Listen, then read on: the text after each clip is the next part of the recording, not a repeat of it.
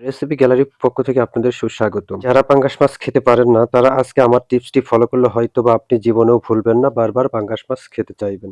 তো আমি কিভাবে স্পেশাল রেসিপিটি তৈরি করলাম, তাহলে চলুন কথা না বাড়িয়ে শুরু করা যাক আজকের এই স্পেশাল রেসিপিটি। এখনো যারা আমার চ্যানেলটি সাবস্ক্রাইব করেননি, অতি দ্রুত সাবস্ক্রাইব করে ফেলুন। আর যারা সাবস্ক্রাইব করেছেন তাদেরকে অসংখ্য ধন্যবাদ। আমি এখানে একটি মাছের মাথাকে কেটে টুকরো টুকরো করে হলুদ, মরিচ, লবণ, মসলা দিয়ে এগুলো মিক্স করে এগুলো আমি ভাজার জন্য প্রস্তুতি হয়ে নিচ্ছি। দেখতে পাচ্ছেন এগুলো আমার প্রস্তুত হয়ে গেছে। এখানে আমি কেটে নিয়েছি টমেটো, আলু সুন্দর করে ছোট, ছোট করে কুচি করে কেটে নিয়েছি। এগুলো কেটে এখানে দেখতে পাচ্ছেন আমি পেঁয়াজ কুচি, মরিচ কুচি করে কেটে নিয়েছি।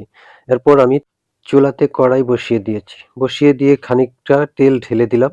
ঢেলে দেওয়ার পর আমি মাছগুলো সুন্দর করে ভালোভাবে ভেজে নিব।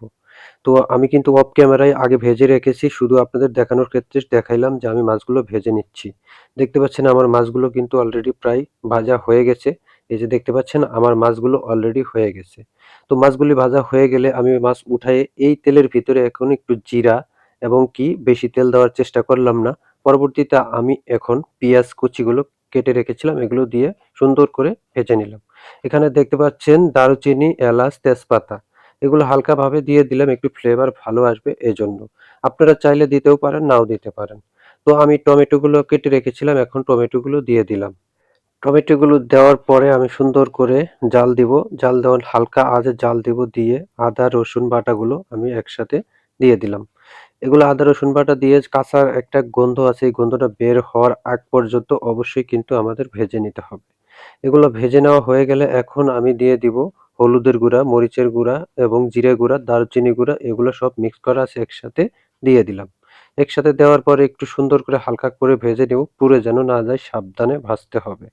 এগুলো ভাজা হয়ে গেলে আমি দিয়ে দিব ২ কাপ পরিমাণ পানি। আপনি বেশিও দিতে পারেন, আপনার মাপ অনুযায়ী কাপ হতে পারে। তো সুন্দর করে এগুলো দেওয়ার পর আমি কিছুক্ষণের জন্য এটাকে আমি ঢেকে রাখবো। ঢেকে রাখার পর আমি ফিরে আসলাম ৩ থেকে ৪ মিনিট পর। এখন আমি কাঁচামরিচ এবং আলু কুচি করে কেটে রেখেছিলাম এগুলো আমি দিয়ে দিব। এগুলো দিয়ে ভালো করে সুন্দরভাবে কষিয়ে নিব। কষিয়ে নেওয়ার পর আমি দিয়ে দিব ২ কাপ পরিমাণ পানি। ২ কাপ পানি দেওয়ার পরে সুন্দর করে ভালো করে জাল করব। জাল করার পর একটা বলক উঠে আসবে, তখন আমি মাছগুলো দিয়ে দিব।